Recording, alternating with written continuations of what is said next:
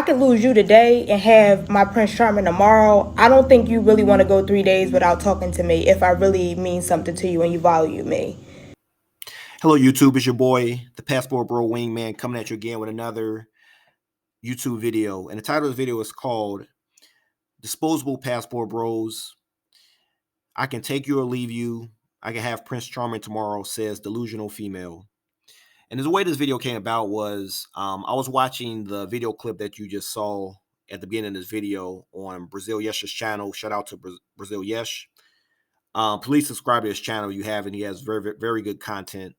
But I didn't put the whole clip on there just because, well, one, I don't really, I don't like taking a lot of people's content for the most part. And I just kind of wanted to sum it up. And then also, I didn't want to torture you going through that whole video and seeing her rant about nonsense. So I just kind of want to discuss what she was saying and then give my feedback, debunk some of her talking points.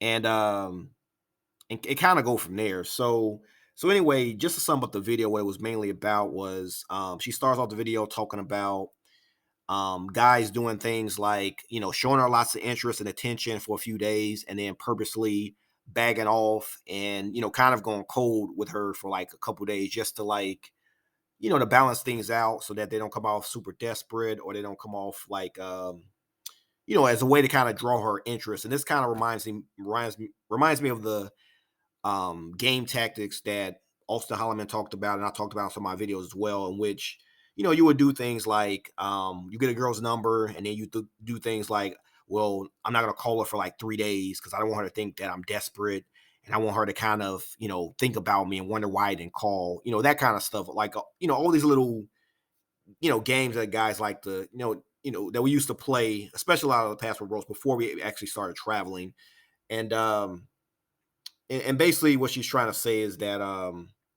what she went on to say was you might not want to do that because women hold all the cards. She can replace you tomorrow with Prince Charming, so you need to stay on top of it. And for the most part, she's trying to say that, as I said before, she's the prize. You need to cater to her, that kind of thing. And this is exactly why a lot of guys have gotten a passport and they want to go out and travel, and they want to leave this whole bottom of barrel dating culture behind. It's just very annoying when, for one, that you have to do all these games just to keep a woman's interest to begin with. When you just find out simply by traveling how simple it is to approach a woman you're interested in, and even if you display interest, it's not looked at as some type of form of weak game, or it's not a turnoff. You can actually show genuine interest to women, and it will be responded to in a very positive manner. Versus in the States, there's so many simps sometimes approaching these women. And I've already told you before about the stats about majority of our women. I think at least 60% are either overweight or obese. Um, and actually, I take that back. I believe it was about 60% were about like obese. I think it was like another close to 20% or so that were like overweight or something like that. So you have the small pool of women that are not obese, not overweight, and there are a lot of men in general that won't date obese women. So as a result, it makes competition for the few fit and for the few fit women to be very competitive. And keep in mind that these women who are fit, that doesn't mean necessarily that they're pretty in the face. So for the most part, you have a lot of men competing for these women, and as a result, a woman who is like, let's just say she's like a 3 in the face, but she has like a nice body, she can be very picky, and she'll even have a roster, as Passport OG has said. Um, she'll actually have like a roster of guys after her, and versus that same woman in Colombia or something like that. I mean, a lot of guys wouldn't even pay her even attention. Even the Passport Bros, even the guys in general will pay a lot of attention to some of these women in the States. If they were to travel overseas to go like to Ukraine, the Philippines, or go somewhere in South America, I don't think they would give some of these women the time of day. On top of that, she tried to say women hold all the cards, and for the most part, that you're disposable, that she can just replace you anytime. So you need to kind of, you need to keep focus. You need to get your game straight, that kind of thing. And this just plays back to and back into the dating whole PUA type of culture, that kind of thing, which is just, um, I mean, I guess it has some value in the state if you want to deal with difficult women. I kind of think that's more what it's for. If you just want to deal with as a way to kind of curb some of the behavior and some of the difficult women, but my whole stance and a lot of the passport bro stance is, why deal with that? Why take these classes and deal with that when you can easily just get your passport and go somewhere where women are a little bit more, well, not a little bit more cooperative, more friendly, more feminine, more approachable, and just deal with them. That same $1,000 an hour that you're giving to some guy just to teach you some lines which may or may not work and which may not give you the same results that he has. You can take that same amount of money for $1,000, go down to the DR, trip from Florida is only about maybe like $200. Get you a hotel there for a few days, go around the DR, meet you some nice, feminine and you know, feminine and cultured women there that for the most part is going to treat you like a king. I mean, and when you get down there, your mind is going to be so blown at just how easy it is to meet women and approach women there versus in the States. So now let me get back to her other talking point. She talked about women being the prize. Now here's the thing. She could only really say that in a Western country. She couldn't say that in any other country. You know, not in China, not in Russia, not in Brazil. And it's not even so much about men being misogynist or, us trying to like downplay women's value and all that kind of stuff like that. But just keep in mind, as I stated before, in these other countries, a lot of people don't really work with the police. If police, they take bribes, they extort some of the people there. They also sometimes, as a tourist, they're trying to get extra money out of you. So as a result, a lot of people don't really mess with the police. So my thing is, if you're not going to mess with the police, who's going to be there to protect you? So that role gets placed back on the men. So a lot of times the women there are really looking for a lot of the men to provide safety and security, because a lot of times you can't really work with the police. Even sometimes when you do, when there are good police, keep in mind that you still got to have people that witness what happened. You still got people that go to court and be willing to testify against some of the criminals. And the rate of some of these people being, what's the word, prosecuted and going to jail, it's not very efficient in comparison to the United States. So you have that going on. Also, keep in mind, in a lot of these countries, there's high unemployment. Jobs are very scarce. Sometimes, there's lots of inflation. So anytime you see a provider, women there really flock to those providers. They really try to hold on to them. So that being said, when with men mainly being the sole people in the job market, you can easily see why in these countries men are the prize, not the women. Not to say that there aren't women who have, to do good jobs, that are doctors and that kind of thing, but in comparison, um it's not the same. Even in America, I believe that a majority of the job market is done by, especially like STEM jobs anywhere, are done by like men. All the hard jobs, like construction jobs and that kind of thing, these are all done by like men. So what I'm saying is, men are very essential to building up the economy and building up some of these countries. So in many cases, especially in these other countries I've referenced, men are the prize there. So for her to say, now put it this way, and I'm not gonna, I kind of, in a sense, gonna maybe throw a partial bone, only because of this. In the United States, because there's so many programs there and so much money in the state, and they really prop up feminism.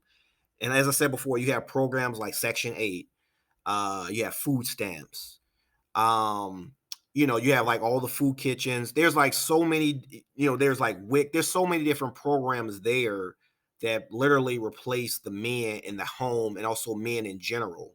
So the government's really provide and do everything that a man would do for a woman for them. So as a result, a lot of women feel like, especially in this case with this woman, she feels like, I don't really need a man, I got daddy government behind me, what good are you? I could just hold out and just wait for my perfect type of man. Not to mention that I believe, especially in particular, this woman, only 1 in 3 black women are getting married. On top of that, and even with the non-black women, Right now, they were trying to say maybe 1 in 2, white non-black women are getting married. But I had heard another study that said um, that's only because of the boomers. Once the boomers, a lot of those start passing away, that number in the white community as well drops to about 1 in 3 as well. So literally, you're talking about only about 30% of women are getting wifed up. The rest of them are just becoming, for the most part, single mothers.